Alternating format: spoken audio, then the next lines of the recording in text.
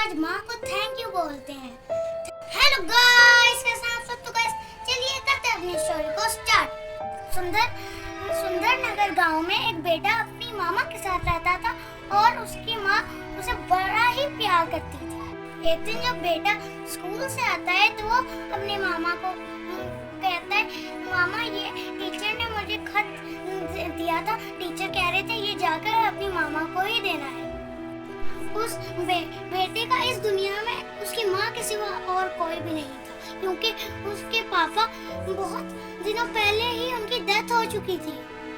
और जब उसकी माँ ने ये खत पढ़ना शुरू किया, उसकी आंखों से आंसू गिरने लगे और उसने वो खत बंद करके एक संदूक में रख दिया। बेटे ने माँ से पूछा, माँ टीचर ने खत में क्या लिखा था?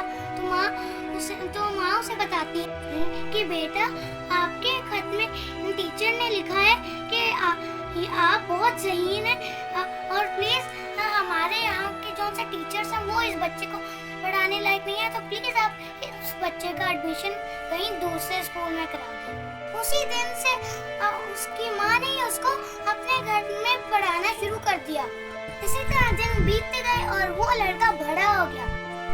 उसकी माँ ने उसकी ऐसी तरबियत की थी कि वो अपने पूरे गांव का अक्लमंद शख्स बन गया।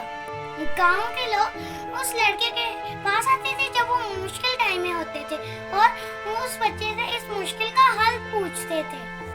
एक दिन उस लड़के की माँ बहुत ही ज्यादा बीमार हो गई और कुछ ही दिनों में उसकी डेथ हो गई। लड़का बहुत रोया क्योंकि उसकी माँ के सिवा उसका इस दुनिया में कोई भी नहीं था। कुछ दिन जब उसकी माँ की डेथ को बीत गए तो वो लड़का अपनी माँ के संदूक खोलता है और उसके अंदर रखी हुई चीजें देखने लगता है।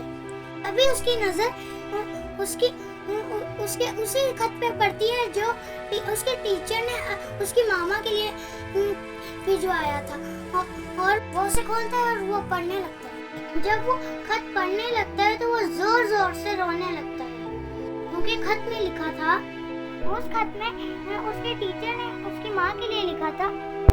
उस खत में लिखा था कि आपका बेटा ज़हनी माजूर है और ये लायक नहीं कि ये हमारे स्कूल में पढ़ सके, तो बराए मेहरबानी इसको किसी और स्कूल में दाखिला कराएं। जब उस लड़के ने ये खत पढ़ा तो वो बहुत रोया। उसे समझ आ चुका था कि उसकी माँ ने उसकी ज़हनी माजूरी को उसकी ताकत बना दिया। वही बच्चा जिसको ज़हनी माजूर कहा जाता था, वही आज गांव का अक्लमंद शख्स बन गया था। सिर्फ और सिर्फ अपनी माँ की वजह से वो यहाँ तक पहुँचा था और गांव का बड़ा छोटा हर इंसान उसके पास आता था अपनी प्रॉब्लम का हल ढूंढने के लिए। सो गाइस, इस स्टोरी का मोरल ये है, हमारी माँ हमारे लिए इतना कुछ करती है तो हम लोग क्या उनकी इज्जत भी नहीं कर सकते?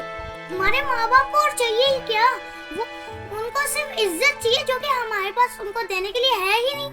इसी माँ की तरह आपके माँ बाप ने भी आपकी किसी मजदूरी को आपकी ताकत बनाया होगा।